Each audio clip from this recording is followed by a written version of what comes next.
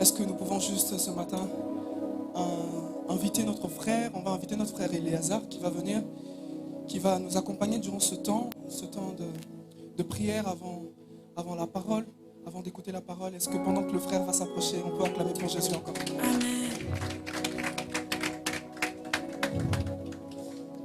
Nous allons incliner nos têtes. Éternel, mon Dieu, nous voulons remettre cette prédication, Seigneur, entre tes saintes mains, mon Dieu, mon roi, Seigneur. Je laisse entre tes mains le serviteur, notre Père, Seigneur, Papa Serge, Seigneur. Utilise-le comme ton instrument, Seigneur, qu'il puisse nous transmettre quelque chose, mon Dieu, mon roi, Seigneur.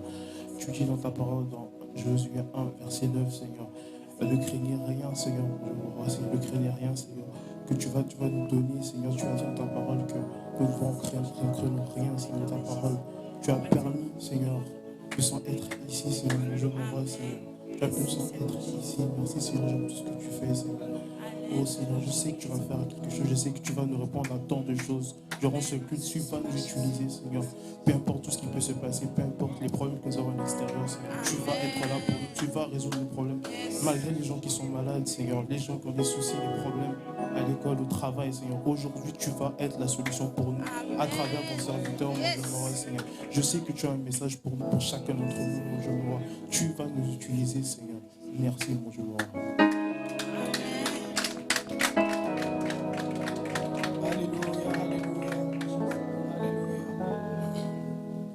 Comment te dire ce que je ressens?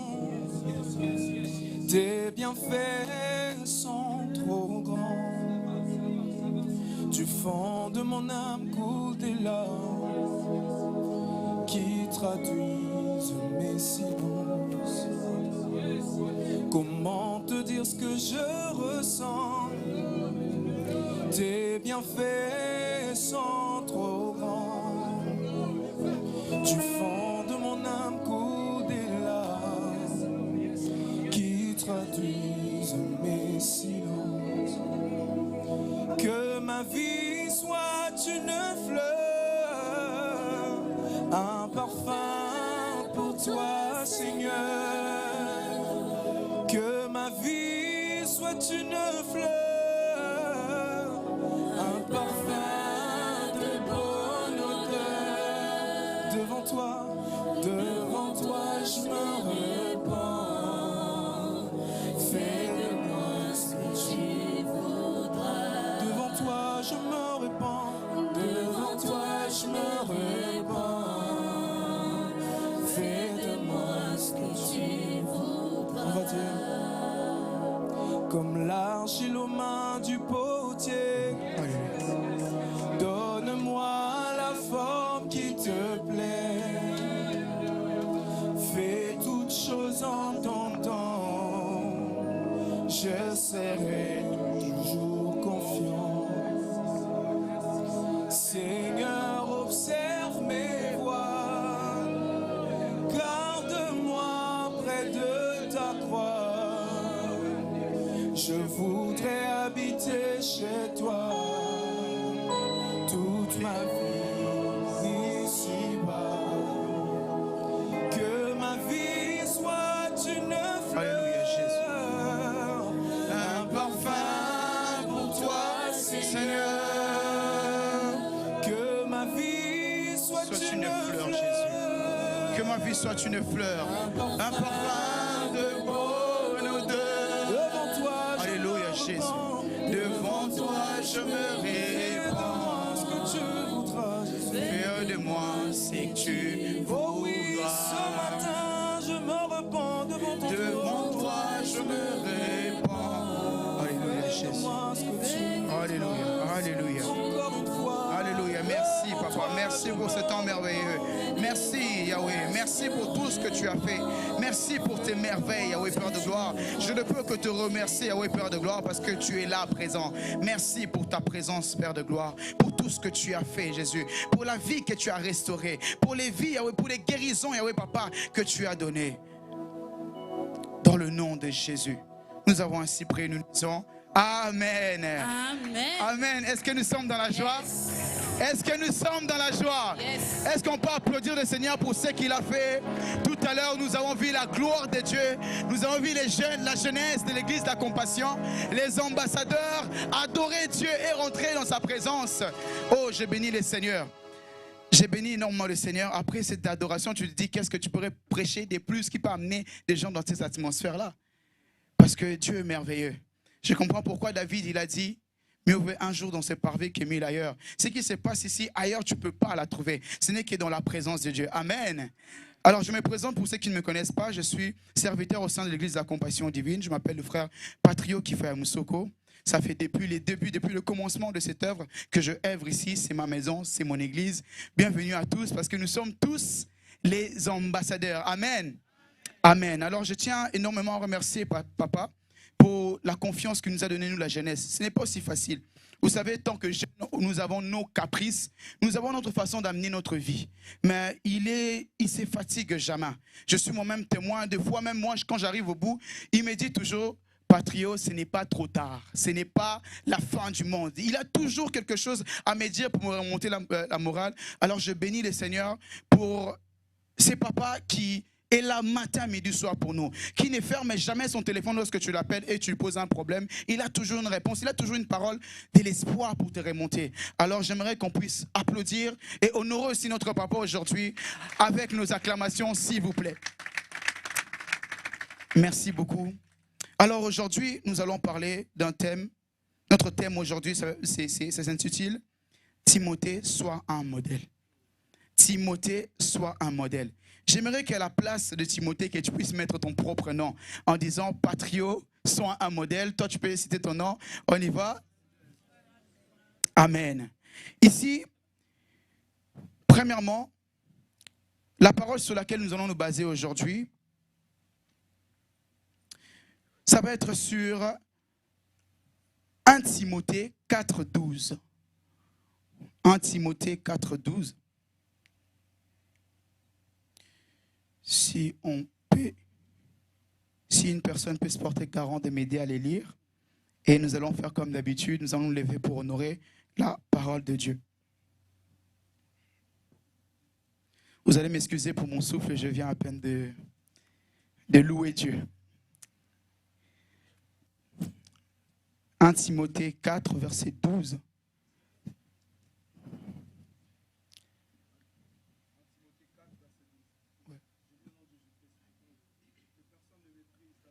Que personne ne méprise ta jeunesse, mais sois un modèle pour les fidèles, en parole, en conduite, en charité, en foi et en purité.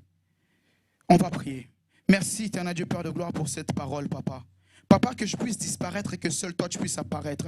Papa, je suis sûr, Yahweh, Papa, qu'il y a une personne aujourd'hui qui a besoin, Père de gloire, que tu puisses répondre à sa question, Père de gloire. Papa, à travers cette parole, cette court message, cette exhortation, Yahweh, Père de gloire, Seigneur Dieu, que tu puisses être la réponse. Papa, tout ce qui est divagation de pensée, tout ce qui n'honore pas ton Seigneur, Père de gloire, que cela soit loin de nous, dans le nom de Jésus. Nous avons ainsi prié. Amen. Amen. Donc, je vais commencer par cette courte exhortation. Lorsque j'étais en train de lire ces versets et que Papa nous a lancé ce thème, j'étais en train de me poser la première question d'abord. C'est une recommandation, lorsque nous voyons bien, c'est une recommandation de l'apôtre Paul envers son fils Timothée. Timothée, c'est un fils qui a été encadré par Paul. Et au fur et à mesure qu'ils avançaient dans leur service, il envoyait Timothée aller des fois régler certains problèmes dont lui n'était pas disponible pour le faire. Et lorsqu'il partait, il est parti régler quelques problèmes qui étaient dans l'église de l'Éphèse. Alors, lorsqu'il partait, vu que lui, Paul, il était en prison, qu'est-ce qui s'est passé? Il envoyait des lettres. Alors, le livre de Timothée, tout simplement des lettres que Paul a envoyées à son fils Timothée. Pour juste avoir un peu le contexte dans lequel nous sommes en train de parler.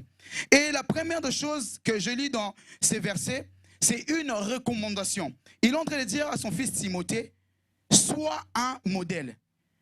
Sois un modèle. C'est la première question que je me suis posée. Alors, c'est quoi être un modèle? La question d'abord à se poser. Et la réponse pour cette question dont je me suis posée, être un modèle, c'est tout simplement être une personne qui a des qualités et des caractères qui nous servent d'exemple ou ou qu'on doit imiter. Donc, une personne qui a des qualités, des caractères qui nous servent d'exemple et qu'on doit imiter. Donc, ça peut être un influenceur, ça peut être un leader qui a des qualités et un caractère qu'on doit imiter. N'est-ce pas que Jésus-Christ a dit dans sa parole, soyez mes imitateurs. Ouais. Alors, lorsque je regardais, j'ai dit, ok, modèle. Alors, si on doit être modèle, comment est-ce qu'on doit faire?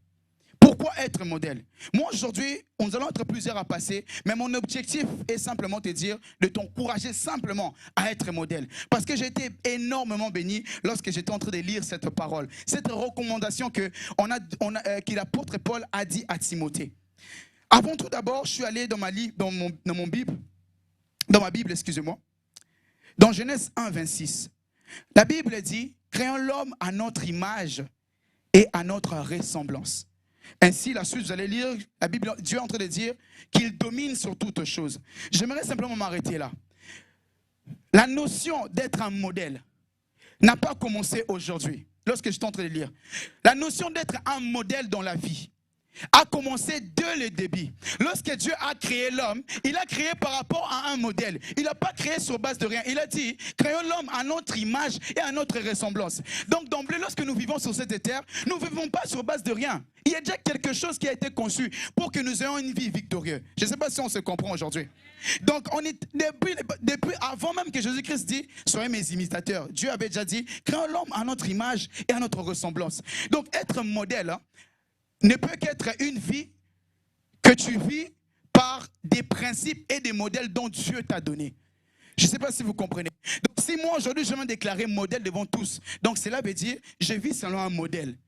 Et si vous remarquez bien dans cette parole, il est en train de dire, sois un modèle pour les fidèles.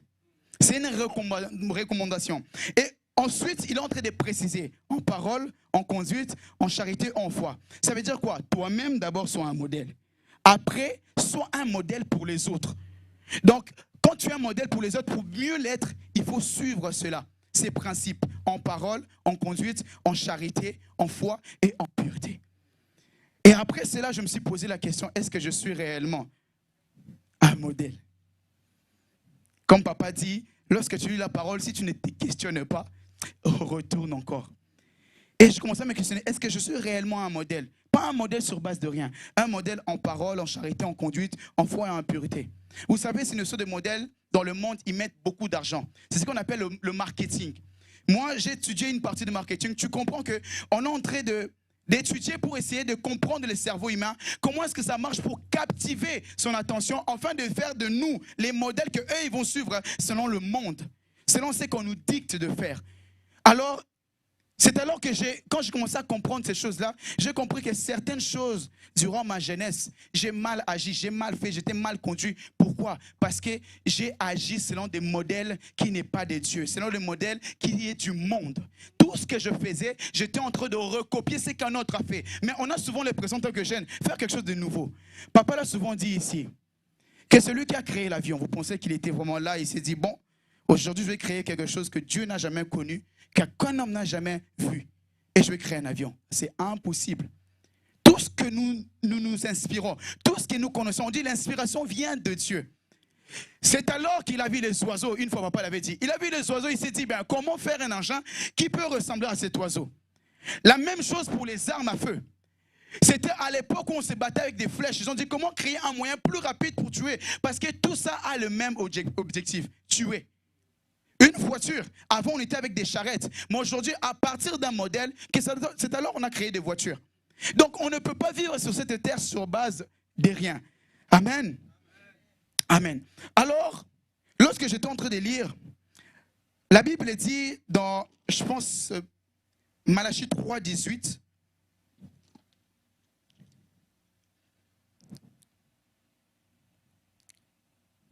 Malachie 3, 18. Ouais, vous verrez la différence entre ceux qui me servent et ceux qui ne me servent pas. C'est la question que je me posais après avoir compris c'est quoi être un modèle selon la parole de Dieu. La question que je me suis posée, mais c'est qui est un modèle? Qui doit être un modèle? La Bible dit, vous verrez la différence entre ceux qui me servent et ceux qui ne servent pas. Un modèle est très différent des autres. Tu ne peux pas être comme les autres et te dire en toi que tu es un modèle. C'est impossible. Un modèle, c'est quelqu'un qui fait des choses selon des normes, selon des principes qui lui a été donnés. Et nous, nos principes et les normes qui nous a été donnés viennent de la parole de Dieu.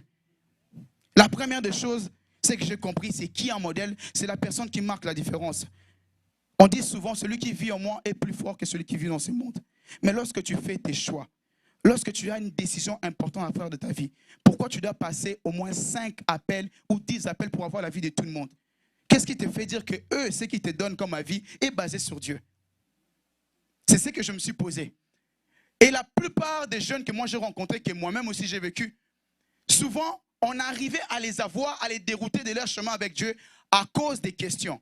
Aujourd'hui, même pour manger, il faut appeler, « Ah, je ne sais pas quoi manger, qu'est-ce que tu as à me proposer ?» C'est alors qu'il va dire, « Viens chez moi, on va manger. » Et venir à la maison, ce n'est plus manger. Vous savez de quoi je parle, les jeunes. On va passer à Netflix et tout qu'on sort. Donc, pour dire que même pour n'importe quoi que vous avez à décider, il faut absolument vous basez sur la parole de Dieu. Si vous ne trouvez pas la réponse, je suis sûr que le Saint-Esprit nous parle toujours, comme papa dit, avant de faire quoi que ce soit, le Saint-Esprit nous enseigne toujours. Alors si tu ne fais pas la différence, comme papa dit souvent, que celui qui ne domine pas se fera dominer. La plupart des jeunes qu'on a souvent, comment je pourrais dire, qu'on a souvent maltraités ou fait n'importe quoi, ce sont ceux souvent qui n'ont pas de position. Il est chez les chrétiens, il va dire, oh, c'est comporter comme avoir la forme du chrétien. Mais il va être le monde, c'est celui qui va boire, qui va fumer, qui va tout faire ce que le monde peut faire. Tu n'as pas de position. C'est alors que même ceux-là qui ont des positions, lorsque tu viens, ils vont t'influencer. Tu vas à l'autre côté, ils vont t'influencer. C'est pas comme ça qu'on peut bâtir notre vie. C'est pas comme ça qu'on peut bâtir un caractère forgé par la parole de Dieu. C'est pour cela que Paul nous recommande d'être de modèle. Il dit, sois un modèle. Il ne t'a pas dit, est-ce que tu peux l'être? Ou il n'a pas posé en forme de question. Il dit, sois, juste sois un modèle. Alléluia. Amen. Et là, je m'avance vers la fin.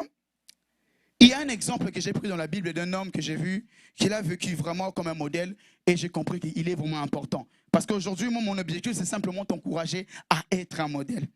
Il y a un jeune homme qu'on appelle Daniel. Vous connaissez tous l'histoire de Daniel. Je pense que je l'ai donné dans Daniel 6, 10, si on peut le passer. Je sais que des fois, c'est dur vivre tant que modèle. Parce que tu dois te battre. Mais la vie de ce jeune homme, Daniel, il y avait un moment donné, tout le monde, on sait presque toute cette histoire, où est-ce que Daniel excellait là où il était, dans la ville où il était. Mais les collaborateurs du roi qui travaillaient avec lui, ils étaient très jaloux de Daniel. Alors, qu'est-ce qui est arrivé? À un moment donné, ils ont influencé le roi à voter un décret que tout le monde doit se plier et adorer le roi, la statuette du roi. C'est alors que cela n'appartenait pas aux convictions ou à la vie de Daniel. Qu'est-ce qui s'est passé? Daniel a refusé de le faire. Alors, la Bible dit, lorsque eux tous ils partaient adorer, ils ont remarqué une chose en Daniel.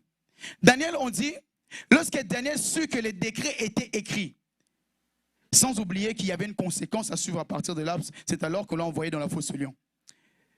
Il se retira dans sa maison où les fenêtres de la chambre supérieure étaient ouvertes dans la direction de Jérusalem. Le 3 jours, il se mettait à genoux, il priait, il louait son Dieu comme il le faisait auparavant. C'est ce que j'ai aimé, c'est auparavant. Parce que ça faisait partie de sa habitude, c'est son mode de vie, modèle de vie. Il vit comme ça, c'est son style, c'est ça un modèle. Je fais la différence, là où les gens vont aller adorer autre chose, moi je vais rester là. Même s'il y a de fortes conséquences, laissez-moi vous dire, c'est là même que Dieu manifeste sa gloire. Parce qu'après cela, qu'est-ce qui s'est passé? L'histoire s'est finie comme ceci. Il est parti dans la fosse au lion, vous connaissez l'histoire. Le lion n'a pas pu le manger. Lorsqu'il est sorti, vous savez ce que le roi commençait à dire? Vous savez quelle était sa réputation? Vous savez comment est-ce que les gens parlaient de Daniel? Pourquoi? Parce que Daniel a fait quelque chose, Dieu a fait quelque chose pour Daniel, qu'aucun homme, on a vu que Dieu agir comme ça dans la vie de ceux qui ont été déjà jetés dans la fosse au lion. Il s'est passé quelque chose d'extraordinaire. Et c'est alors que même tout a été changé à la faveur de Daniel. Qu'est-ce qui s'est passé? La Bible nous dit que le roi Darius a dit désormais, on aura un très grand respect pour les dieux que Daniel sert.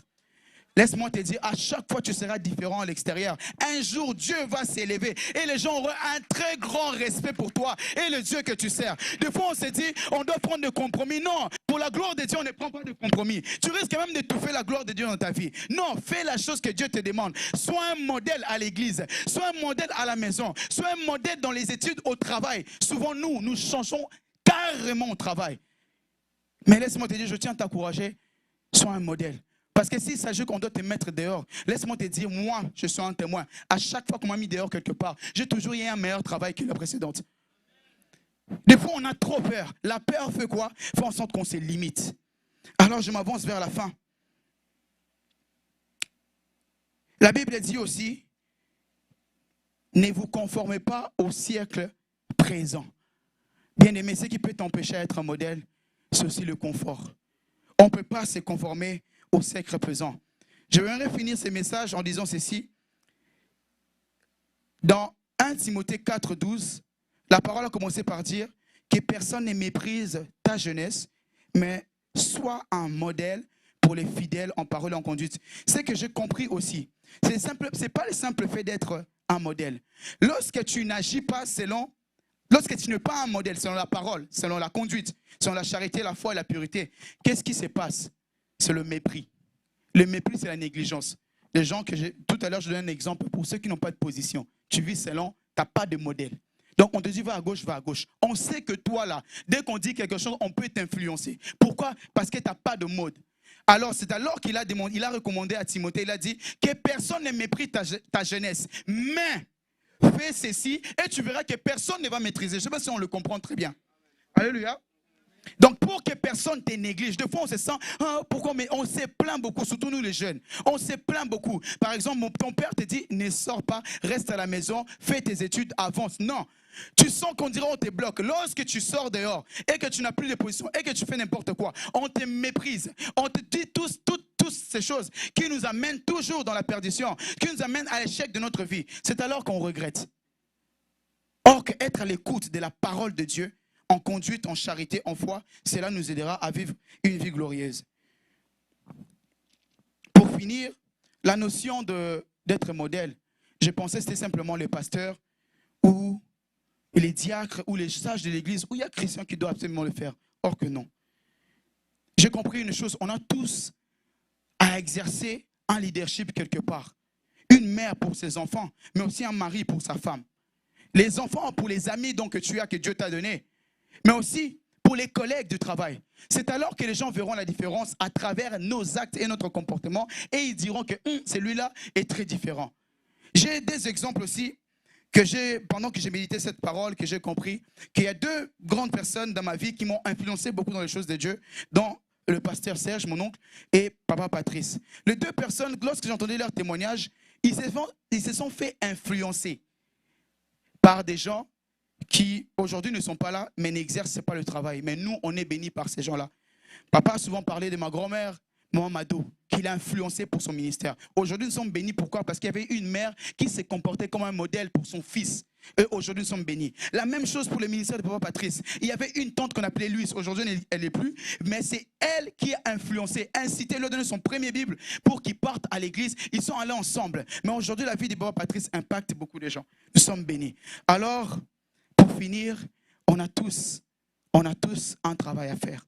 Vivre une vie de modèle, c'est vivre une vie glorieuse. On a vu avec Daniel comment il a gagné un respect. Tu veux gagner du respect, tu veux que t'imposer, tu veux aller de victoire en victoire. Vis comme une personne modèle. Que l'Éternel Dieu vous bénisse. Amen. Merci beaucoup, merci frère Patriot pour cette parole. Amen. Est-ce que vous êtes là? Amen. Alléluia, que l'Éternel Dieu vous bénisse. Alléluia. Moi, j'ai quelque chose à rajouter par rapport à ce que le frère Patriot a dit tantôt. C'était très profond. Mon thème de ce matin, je l'ai intitulé « Timothée, renouvelle ton intelligence ». Est-ce que tu peux dire à ton voisin « Timothée, renouvelle ton intelligence ». Alléluia. Amen. Je vais lire une portion des Écritures dans le livre de Ésaïe 64, le verset 5. Si la régie va plus nous le mettre, je vais lire pour nous.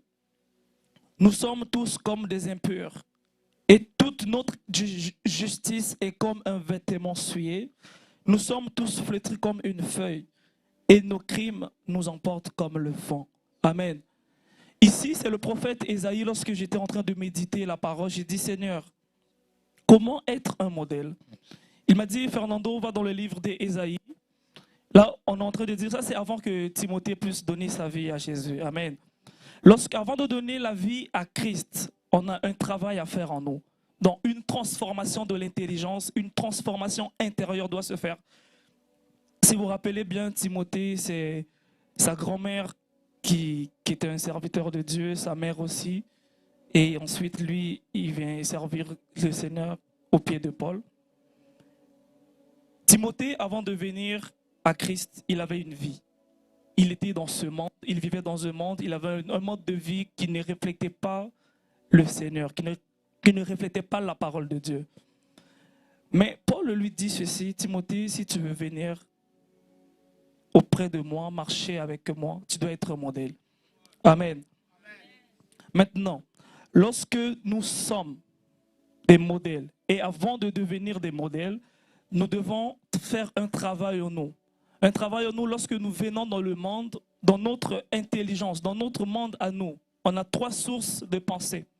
On a la pensée qui vient de Dieu, on a la pensée qui vient du diable, on a la pensée qui vient de la chair. Amen. Si la régie peut me donner Romains 12, s'il vous plaît, le verset 2. Merci. Ici, c'est l'apôtre Paul qui nous parle. Il dit ceci.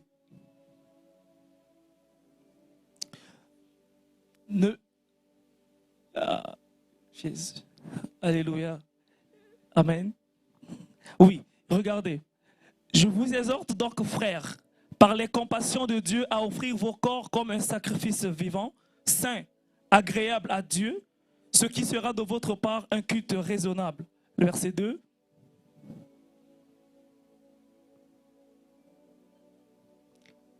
On l'a pas?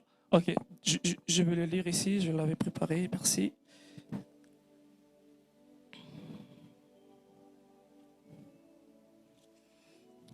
Alléluia. Amen. Amen. Voici ce que déclare la parole de Dieu.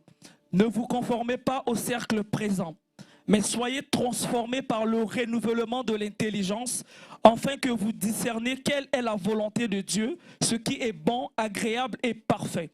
Dans la volonté de Dieu, ici l'apôtre Paul nous dit, il nous encourage à être transformés. Avant d'être transformé, on doit faire un travail en nous. Le travail de transformation intérieure vient par le renoncement de soi. Est-ce que vous me comprenez? On doit renoncer. La sœur Salomé, tu peux amener le truc que je t'avais dit, s'il te plaît? Je vais vous montrer une petite illustration. Amen. Que le Seigneur nous bénisse. Alléluia. Merci, maman. Ici, vous voyez tous, c'est un verre. Le verre, il représente le chrétien. Ce qui est à l'intérieur, c'est son système de pensée avant de venir à Christ. Ici, il est en train de marcher selon ses règles. Il est en train de marcher selon sa volonté, selon sa chair, avant de venir à Dieu. Puis, par hasard, on a des chrétiens comme ça à l'église. Des chrétiens qui ne sont pas renouvelés dans l'intelligence. Leurs pensées ne sont pas renouvelées. Et comme d'abomination, des chrétiens comme ça sont devenus des pasteurs, des diacres à l'église. Ils parlent en langue, mais il est impudique. Il parle en langue, mais il est en train de faire n'importe quoi qui ne glorifie pas le nom de Dieu à l'église, qui fait honte à l'église. Des chrétiens qui ne sont pas transformés intérieurement. Mais il y a un autre type de chrétien. Lorsqu'il vient au Seigneur, il est vide. Il s'est vidé. Il dit, Seigneur, moi je me laisse à toi, je n'ai pas de mots à dire, j'ai rien. Je me laisse transformer par toi. L'eau qui est ici, excusez. Ah, s'il te plaît, merci. Merci, papa. L'eau qui est ici, ça représente la parole de Dieu. Lorsqu'il laisse son intelligence se renouveler par la parole de Dieu, Dieu est capable de remplir sa vie, de remplir son intelligence, de remplir selon lui. Et regardez la différence. Ces deux chrétiens-là existent, ça existe dans nos églises aujourd'hui. Des chrétiens païens qui marchent selon le monde, qui est là, qui n'applique pas. Ne conformez-vous pas au cercle présent. Dans ce cercle présent, nous voyons des choses qui sont mal.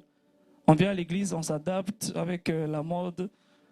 Le frère, il vient à l'église, pantalon baissé, on voit ces trucs. C'est pas bon. Or que ici, il s'est laissé transformer par la parole de Dieu. Souvenez-vous, lorsque Josué, il voulait remplacer un grand prophète qu'on appelle Moïse. Il est venu devant Dieu et il dit, Seigneur, qu'est-ce que je peux faire en remplaçant Moïse? Quel est le secret? Le Seigneur lui a dit de méditer la parole de Dieu. De méditer la parole de Dieu jour et nuit. Lorsqu'il s'est laissé transformer par l'intelligence, il s'est laissé transformer par l'intelligence de Dieu et il est resté dans la parole. Amen. Alléluia. Alléluia. Donc, comme la Bible nous dit aussi, dans Romains 8, c'est ça je ne l'ai pas donné, dans Romains 8, il dit, ceux que j'ai prédestinés d'avance doivent être à l'image de mon Fils, qui est Jésus-Christ. Étant chrétiens, nous voulons avoir l'image de Dieu. Christ n'est pas impudique, Christ n'est pas colporteur, Christ c'est un Dieu qui est saint. Nous voulons marcher dans la sanctification. Donc, on ne peut pas être à l'image de Dieu si nous n'avons pas été transformés. Amen. Pour être transformés, nous voulons laisser notre intelligence être transformée dans tout ce que nous faisons. Parce que la Bible nous dit, la foi vient de ce que l'on entend et ce que l'on entend vient de la parole de Dieu. Amen. Amen. Donc, dans Romains 12, ici, on nous dit, ne vous conformez pas au cercle présent, mais soyez transformés par le renouvellement de l'intelligence, et enfin que vous discerniez quelle est la volonté de Dieu, ce qui est bon, agréable et parfait. Amen. Ce que moi j'aimerais que tu puisses retenir en cet exposé que j'ai préparé, que tes pensées ne sont pas les pensées de Dieu. Il dit dans le livre d'Ésaïe 55, le verset 8, il dit, vos pensées ne sont pas mes pensées. Dans Proverbe, il dit, tel qu'il est, tel qu'il pense. Tes pensées reflètent ton intelligence. Tes pensées reflètent ton intelligence. Amen. Je me rappelle, dans la Nouvelle Alliance, il y avait un aveugle qui voulait voir. Christ est venu devant lui. Il a pris la salive, il a pris la boue, il a mélangé, il a mis sur les yeux et l'aveugle a vu. Ça nous démontre que nos pensées ne sont pas les pensées de Dieu. Amen. Les voix de Dieu sont insondables. Amen. Est-ce que quelqu'un t'est béni? Donne une main d'acclamation pour notre Dieu. Alléluia. Merci.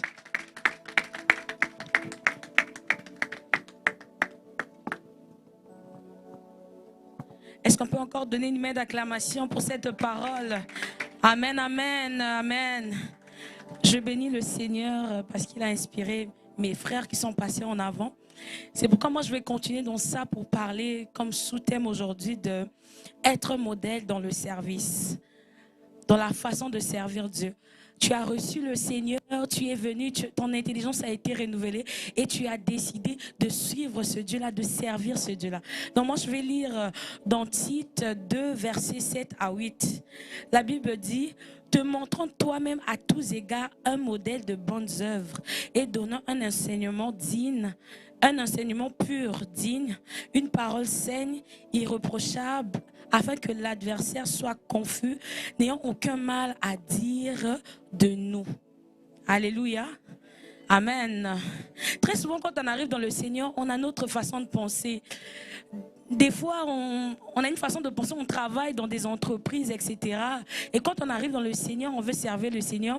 Et on vient avec ce système de pensée, ce paradigme-là que nous avons développé dans le monde. On l'emmène en Christ et on commence à servir Dieu avec cette façon de penser. En ne voulant pas être le modèle que Christ nous a dit d'être.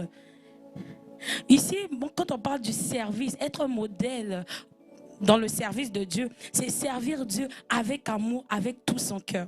Très souvent, on voit, Dieu a béni beaucoup de gens avec des talents. Je vois beaucoup de gens avec des grâces. Une personne, quand il chante, tu sens, waouh, il a une belle voix.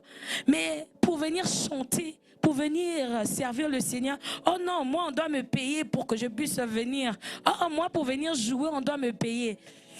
Donc, tu ne fais pas ça avec ton cœur ni avec amour.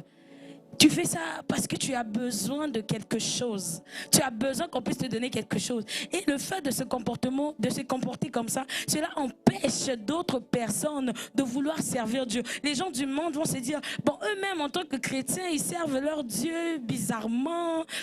Ils servent leur Dieu avec dédain, avec amour. Moi, ça ne me dit rien. On voit, le pasteur nous avait prêché une fois sur le linge du serviteur. Il avait dit, Jésus lui-même, qui était Dieu, qui est notre modèle à tous.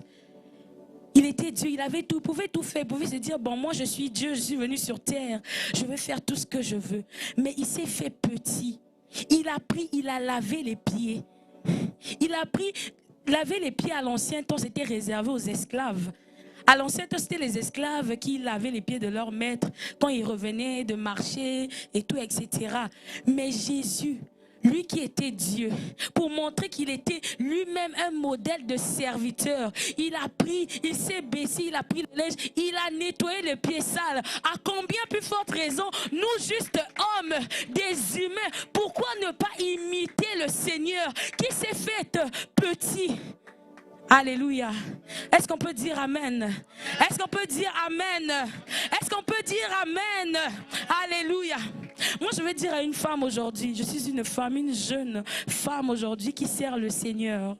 Je veux dire à une femme, souvent nous les femmes, on se dit, bon, servir Dieu, c'est réservé aux hommes parce que très souvent dans la Bible, quand on parle souvent des hommes. C'est rare de parler des femmes. Il y a juste quelques femmes dont on parle, Déborah, etc. Donc, ça ne me sert à rien d'être un modèle. Mais je veux dire à une jeune femme, à une maman aujourd'hui, dans ta façon de servir Dieu, quand tu viens servir Dieu, sers Dieu avec amour, sers Dieu avec joie, avec plaisir, avec quelqu'un qui viendra, qui ne connaît pas Dieu, va dire, waouh, c'est sûr là quoi elle sert Dieu. Quand je la vois servir Dieu, waouh, moi aussi je veux rentrer et servir Dieu comme cette personne-là. Et tu vas influencer le monde. Aujourd'hui, nous sommes appelés ambassadeurs de Christ. Est-ce que vous sentez le grand mot ambassadeur du ciel? Un ambassadeur, lorsqu'il va dans un pays, partout il ira, il a un passeport diplomatique. Tous partout il ira, on va lui ouvrir les portes parce qu'il a un passeport diplomatique. Dès qu'il montre ce passeport-là, on voit déjà sa façon de se tenir, sa façon d'être. Lui, c'est un ambassadeur. Et nous sommes ambassadeurs de Jésus, ambassadeurs du ciel. Nous devons montrer les marques. Jésus, lorsqu'il a été crucifié, lorsqu'il est apparu devant les disciples, on a demandé, les disciples ne croyaient pas. Ce qui avait différencié, c'était juste les marques. Quand il avait montré les marques, les gens ont dit oui, c'est lui, c'est l'homme de Galilée, celui qui a été crucifié, qui nous avait dit qu'il ressuscitera. Aujourd'hui, il a ressuscité et on a juste vu les marques. Et là, je veux dire à une personne, être un modèle dans le service n'est pas réservé au pasteur. N'est pas seulement réservé à un prophète, peu importe, mais c'est réservé à toute personne. Même toi qui fais le ménage à l'église, ne te minimise pas. Dans le petit service, que toi tu crois que c'est petit, mais dans le ciel c'est grand. Montre que tu es un modèle, même en nettoyant, en balayant l'église, même en arrangeant les chaises, peu importe ce que tu peux faire, peu importe, même juste en organisant quelque chose dans le secret, on ne sait même pas qui tu es. Mais sois toujours un modèle à chaque jour afin d'attirer une multitude de personnes, d'ouvriers dans le royaume des cieux. Est-ce qu'on peut acclamer le Seigneur? Alléluia, merci Jésus.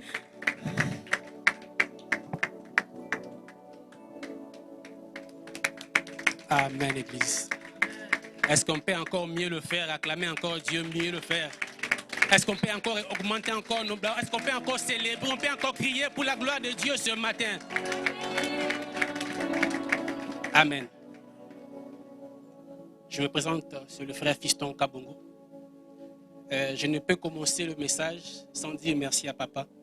C'est une marque de confiance de nous aligner ce matin devant vous parce que vous êtes le peuple que Dieu a donné sa vie pour vous.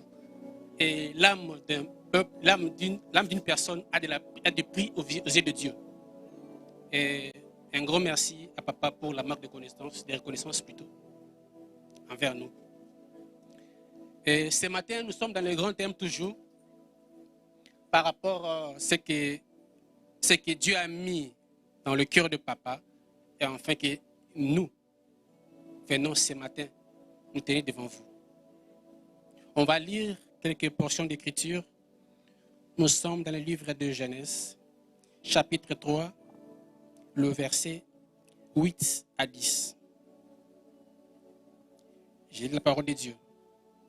Alors ils attendirent la voix de Dieu, la voix de l'Éternel Dieu, qui parcourait le jardin vers le soir. Et l'homme et sa femme se cachèrent loin de la face de l'Éternel Dieu, au milieu des arbres du jardin. Mais l'Éternel Dieu appela l'homme et lui dit, « Où es-tu » Il répondit, « J'ai entendu ta voix dans le jardin et j'ai eu peur parce que je suis nu et je me suis caché. » Amen. Amen. Nous sommes dans le grand thème avec le frère Patrick qui a dit, « Sois un modèle ». Le modèle par excellence, c'est Dieu. Dieu, c'est ce Dieu-là qui marche par des principes. Et ces principes, il le fait par rapport au modèle. Dieu dit à Moïse de faire un tabernacle. Mais il n'a pas laissé Moïse de faire ce qu'il voulait. Il a dit à Moïse, viens avec moi. Je te montrerai un modèle et tu le reproduiras sur la terre. Dieu, c'est Dieu qui connaît les principes de Dieu. Dieu, avant de te pousser dans une mission, il t'explique les principes de la mission et il te donne le modèle de la marche dans la mission avec laquelle tu vas faire. Amen. Amen. Dieu créa l'homme. Dieu voulait se reproduire en l'homme. Dieu dit, créons l'homme à notre image, à notre ressemblance. Dieu avait un modèle qui était lui, Dieu créateur. Mais il a voulu se reproduire au travers d'une création. Et c'était l'homme. Et Dieu a déversé à l'homme toute sa divinité. Toute la gloire qui était à Dieu, Dieu a mis à Adam. Il dit, Adam, tu seras comme moi dans le jardin. Comme moi je règne au ciel, Adam, tu vas régner sur le jardin. Comme moi je domine au ciel, Adam, tu vas dominer sur le jardin.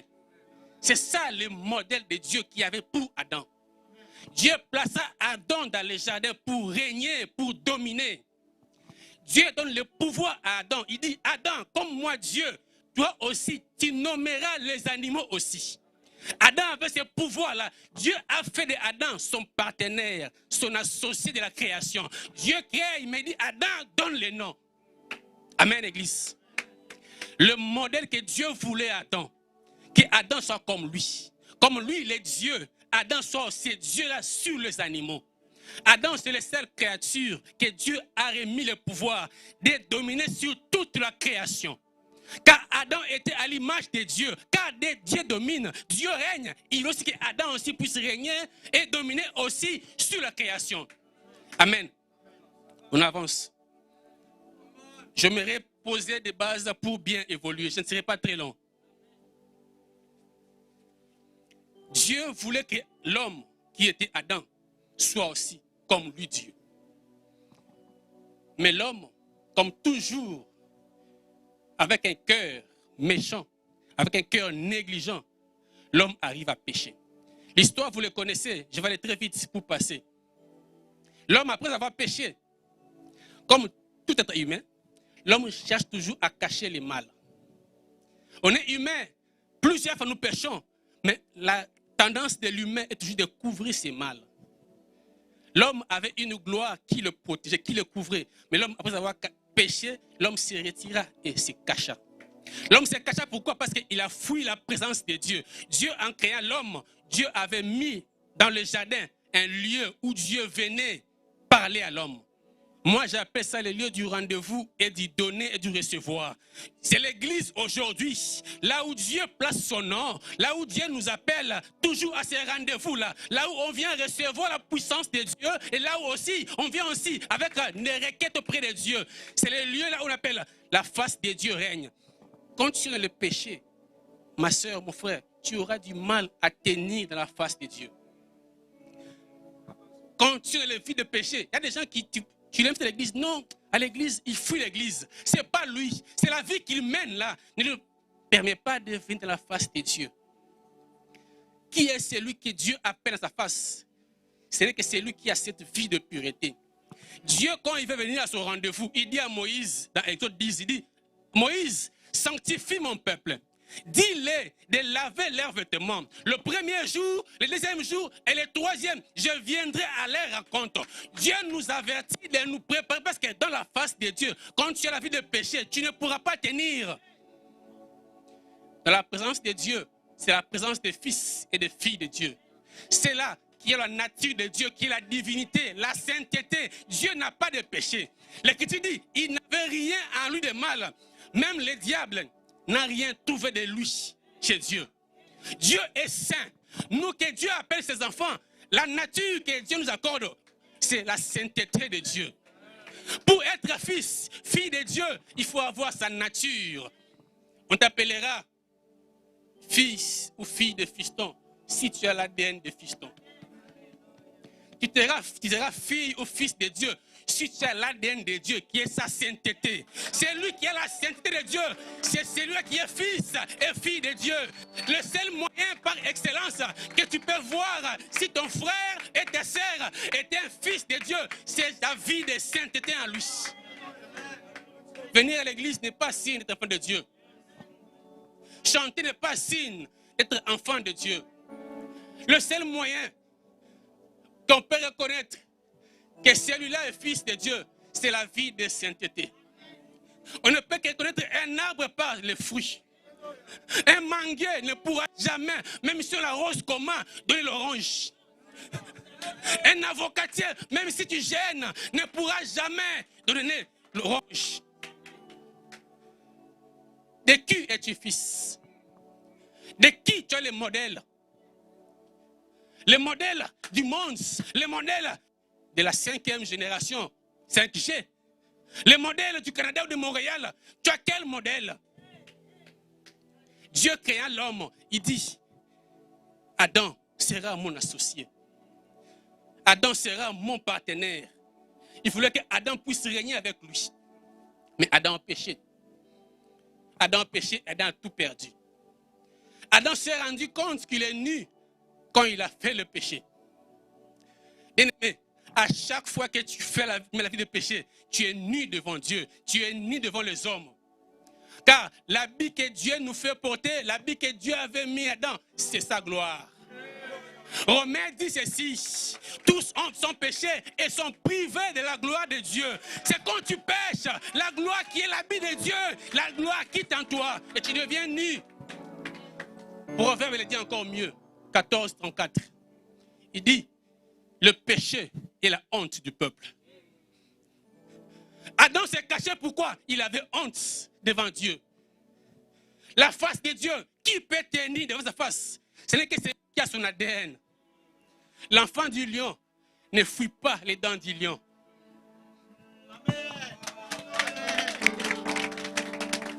L'enfant du crocodile ne fuit pas ses dents. L'enfant du crocodile peut s'approcher même, jouer avec ses dents. L'enfant de Dieu ne peut jamais fuir sa présence. C'est lui qui fuit la présence de Dieu. Regarde-lui bien, pose-lui la question, de qui es-tu fils? De qui es-tu fils?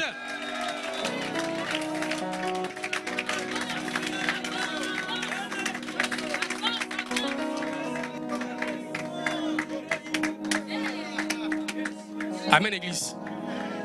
Amen, Église. L'homme qui était au départ l'associé, le partenaire de la création, à cause du péché, a commencé à se cacher. C'est lui qui parlait à Dieu. Quand Dieu venait, Adam parlait avec Dieu. À cause du péché, il a commencé à se cacher. Je suis là, Dieu. Je me cache ici. Qui t'a dit, tu caches pourquoi? Je suis nu. Qui t'a dit que tu es nu, Adam? La vie du péché va t'empêcher de venir devant la face de Dieu. La gloire qui est ce matin, si vous amenez un niveau ici, il aura le frisson. Parce que c'est la présence de Dieu qui a ce matin ici. C'est dans sa présence, là on voit les fils et les filles Sente à l'aise dans sa présence là parce que Dieu est là. Ce matin, Dieu était présent. Nous, ses enfants, on était comme chez nous. Parce qu'un fils, quand il voit son père, il tressaille de joie, il crie devant son père parce que mon père est là. C'est auprès du père que j'aurai des bonbons, c'est auprès du père que j'aurai des biscuits. Nous, ce matin, on avait la joie, on a pleuré de joie parce que notre papa était là. Et quand il est au rendez-vous, il vient pour apporter la solution. Quand il est au rendez-vous, il vient apporter la paix. Quand il est au rendez-vous, il vient ouvrir les portes. Et ce soir, et ce matin d'ailleurs, les cieux étaient ouverts. On a vu une échelle ici où les anges envoyés par Dieu descendaient, écoutaient nos requêtes, écoutaient nos problèmes et montaient ça auprès du Père pour dire tes enfants sont réunis ce matin pour te célébrer. Dieu est au rendez-vous ce matin. Je continue, je vais terminer vite.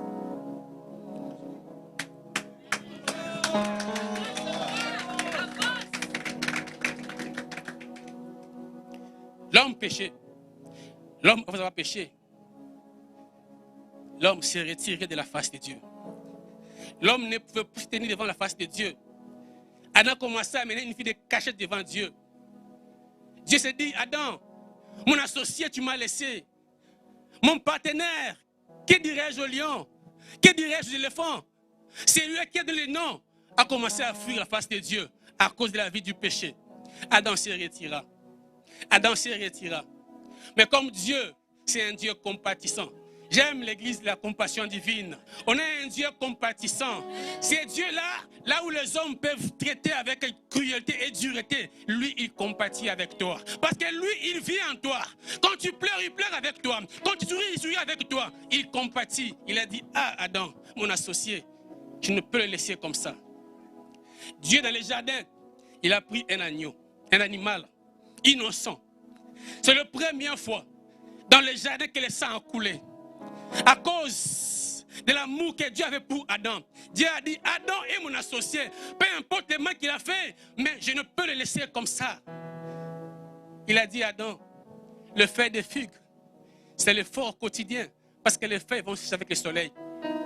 Tu le feras lundi. Il faut encore le mardi le faire encore. Le mercredi encore. Dieu dit à Adam, tu es mon associé. L'alliance que j'ai fait avec toi, c'est pour la vie.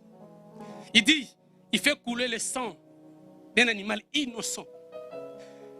Qui n'était ni de près lié au péché d'Adam. Mais Dieu a fait couler le sang d'un innocent pour faire un habit, pour couvrir la honte d'Adam, pour couvrir le péché d'Adam. Ce que Dieu a fait dans le jardin, c'est ça l'œuvre de la croix. Ce que Dieu a fait dans les jardins, ces jours-là, Dieu a monté comme un modèle pour son fils qui viendra sauver les nations dans le péché. C'est par le sacrifice. Ésaïe le dit mieux encore. Il dit, Dieu l'a brisé. Le châtiment des malheurs qui tombait sur nous est tombé sur lui. Le châtiment du malheur qui est tombé sur Adam est tombé sur un animal innocent. Ces jours-là, la croix, il y avait un innocent. Mais à cause de l'amour pour ta vie, pour ma vie, il a accepté. J'aime ce que Philippiens dit. Il dit, il s'est dépouillé lui-même. Lui, Dieu, a enlevé son habit de Dieu. Lui, Dieu, a enlevé son habit de créateur. Il dit, à cause de l'amour d'Adam, je veux aller me faire aussi comme Adam et souffrir pour prendre la place qui revenait à Adam. Ce matin, je ne suis pas là pour te juger. Je ne suis pas là pour te condamner ce matin. Mais ce matin, je te présente seulement un Dieu. C'est Dieu-là qui nous aime mieux que nos parents. C'est Dieu-là qui nous aime mieux que l'Église. C'est Dieu-là qui nous aime mieux que nous-mêmes. Car il nous a aimés pendant qu'on était encore ignorants, inconscients de son existence. Il nous a aimés, il a accepté volontiers. Il s'est fait crucifier lui-même. Il a accepté la mort lui-même. Rien ne l'obligeait, personne ne l'a obligé, mais pour l'amour qu'il avait pour toi. Jean 3,16 le dit. Car Dieu a tant aimé. Dieu a tant aimé, pas aimé, mais il a tant aimé. Un amour en excès, un amour avec une dose exagérée. Il a accepté de sacrifier son fils. Il a accepté à cause de l'amour qu'il avait pour toi et pour moi. Il n'a pas regardé les fautes que tu as faites. Peu importe ce que tu as fait hier, mais ce matin, il y a un Dieu compatissant. Ce matin, il y a un Dieu qui veut restaurer ta vie. Ce matin, je te prends un Dieu qui veut faire de toi son associé. Ce matin, je te prends un Dieu qui veut faire de toi son partenaire. Il veut restaurer l'alliance du jardin avec ce matin. Il veut restaurer sa mission avec toi. Le premier Adam a échoué, mais le second a réussi sa mission. Car le second a crié à la croix, tout est accompli. Il a réussi à sa mission. Et sa mission était de te sauver ce matin. Sa mission était de sauver ce matin. On va se lever. On va se lever ce matin. On va tous tourner le regard vers la croix de Golgotha. On va dire à Dieu, mais voici, si pour certains, leur Dieu est encore sur la croix, mais notre Dieu ce matin, il est monté sur la croix, il est descendu, il est parti sur les morts, le premier jour, le deuxième jour et le troisième jour, il est revenu à la vie. Et ce matin, il est à la droite du Père. C'est un Dieu vivant. Ce n'est pas un Dieu qui est encore à la croix. C'est un Dieu vivant. Son tombeau est le seul tombeau qui est vide. C'est le seul tombeau que je connais qui est vide. C'est le seul tombeau qui est vide pour dire la personne qu'on a mis là a quitté le tombeau et est revenue à la vie. Et c'est Dieu-là, le restaurateur, le guérisseur, l'ami fidèle, l'associé par excellence. Ce matin, élève ta voix vers ce Dieu-là. Commence à dire à Dieu, mais voici, fais de moi ton associé, mais voici, je viens Yahweh, je viens mon Dieu mon roi. Je dis grâce Yahweh, Yahweh mon Dieu mon roi, Papa Yahweh, le roi des gloires. Ce matin mon Dieu mon roi, ce matin Yahweh, je viens mon Dieu mon roi, contempler l'œuvre de la croix mon Dieu mon roi. Je dis grâce Yahweh.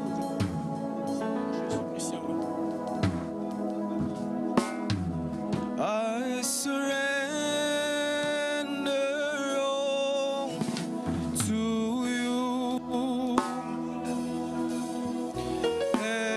Everything I give to you. Withholding nothing. Withholding nothing.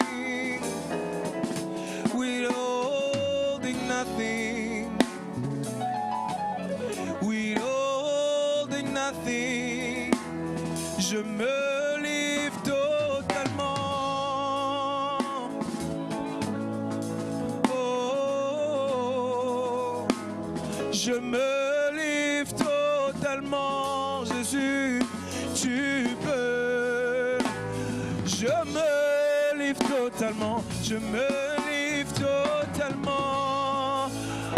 À toi ce midi, moi, je me livre totalement, je me livre oh oui, tu peux m'utiliser. Je me livre totalement, je me livre totalement à toi ce matin. À toi ce matin, je me livre totalement, Jésus. Oh oui, tu peux. Moi, je me livre totalement, je me livre totalement. Seigneur, je viens ouvrir mon cœur devant ton trône. Je me livre totalement, je me livre. Oh oui, tu peux m'utiliser. Alléluia, je me donne tout à toi. Seigneur Jésus-Christ, Yahweh, mon Dieu, mon roi. Ce matin, Yahweh, à la croix, tu as fait couler le sang, Yahweh, mon Dieu, mon roi. Que ton sang, Yahweh, Dieu, vienne restaurer ma vie ce matin. Que ton sang, viens changer ma vie ce matin. Yahweh, mon Dieu, mon roi. Yahweh, mon Dieu, mon roi. Dieu de grâce, laisse que le sang qui a coulé à la croix coule ce matin, Yahweh, mon Dieu, mon roi. Afin que le sang de Jésus-Christ, Yahweh, nous ramène tous dans le droit chemin. David a dit bien, lave-moi avec ton sang et je serai plus moqué de la neige, mon Dieu, mon roi. Veux que ma vie soit sanctifiée. Sanctifie ma vie ce matin, Yahweh. Ta nature, elle est sainte, Yahweh. Moi, ton fils, moi, ta fille, il me faut aussi la nature de mon Dieu qui est la sainteté, Yahweh, mon Dieu, mon roi. Dieu de grâce, c'est toi le modèle par excellence. Je veux te ressembler, Yahweh. Toi, tu es saint. Il me faut aussi marcher dans la crainte et la sainteté de Dieu, mon Dieu, mon roi. Tu es tout puissant, Yahweh, mon Dieu, mon roi. Seigneur, je suis Dieu.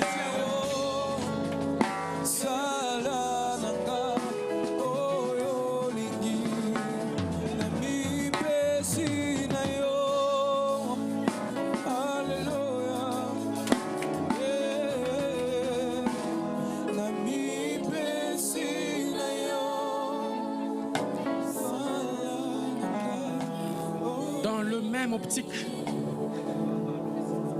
dans le même élan toujours, comme ce jour-là dans la chambre haute. Dieu connaissant la faiblesse humaine, il a dit à ses disciples, ne quittez pas, restez enfermés, jusqu'à ce que l'Esprit Saint, le consolateur, viendra sur vous. L'Esprit de Dieu rend capable. Tu veux être un modèle, mais l'Esprit de Dieu peut te rendre un vrai modèle. Tu veux ressembler à Dieu, mais c'est l'Esprit de Dieu qui t'équipera. J'aimerais te pousser ce matin à lever ta voix, à désirer que le Saint-Esprit vienne te tailler, vienne te briser. Lui, le potier par excellence, lui, le véritable potier, qu'il vient te façonner comme de l'argile ce matin, afin que tu sois à son modèle, à son modèle, à son modèle, à son modèle.